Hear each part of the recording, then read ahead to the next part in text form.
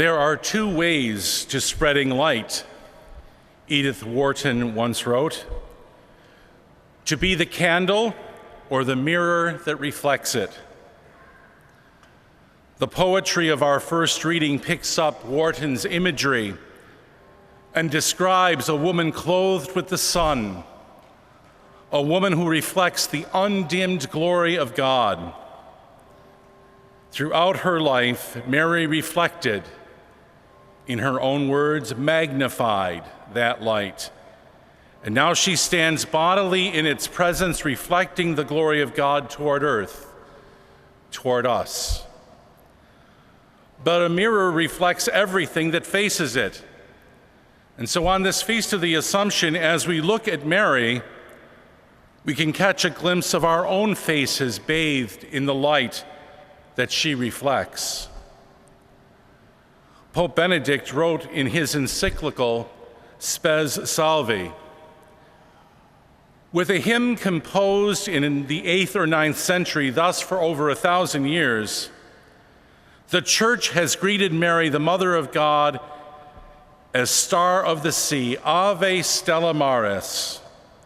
Human life is a journey. Toward what destination? How do we find the way? Life is like a voyage on the sea of history, often dark and stormy, a voyage in which we watch for the stars that indicate the route. The true stars of our life are the people who have lived good lives. They are lights of hope. Certainly, Jesus is the true light, the sun that has risen above all the shadows of history. But to reach him, we also need lights close by, people who shine with his light and so guide us along the way. Who more than Mary could be a star of hope for us? With her yes, she opened the door of our world to God himself. She became the living Ark of the Covenant, in whom God took flesh, became one like us, and pitched his tent among us. So very clearly, Mary mirrors God. Spotless mirror of God, someone once called her. Indeed, so clearly can we see this divinity in her that devotion has often blurred the line between humanity and divinity. Catholic dogma distinguishes between the honor we pay Mary, created being, and the honor we pay her Son, uncreated being. Yet Catholic dogma also sets Mary above the rest of creation. We honor her as sinless from the first moment of her conception, unlike the rest of us. We celebrate her bodily presence in heaven. Christ is the only other human flesh we admit in faith to that realm. Mary mirrors God. But Mary also mirrors who we are. To look at Mary is to see ourselves as God intended us to be: obedient, willing to accept God's will, dependent on God, quick to boast God's working in our lives, worshiping, bursting into songs of praise, evangelistic, rushing to share the good news, trusting, following wherever God leads, to Calvary or to a star-crowned glory.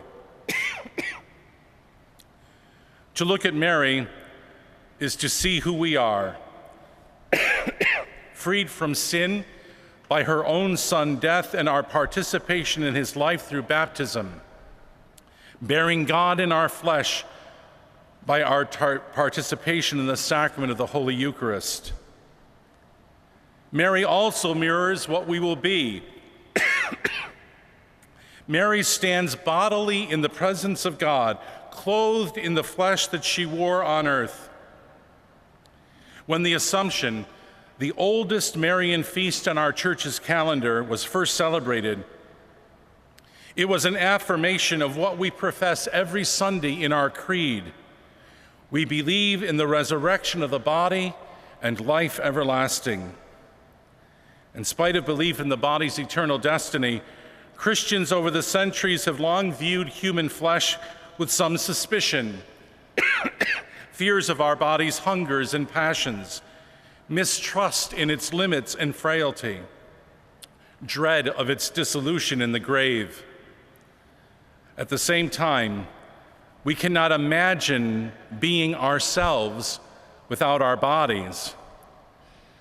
However we might bemoan our spreading waistlines or our imperfect features, we are bodily creatures who relate to one another and to our God with our flesh.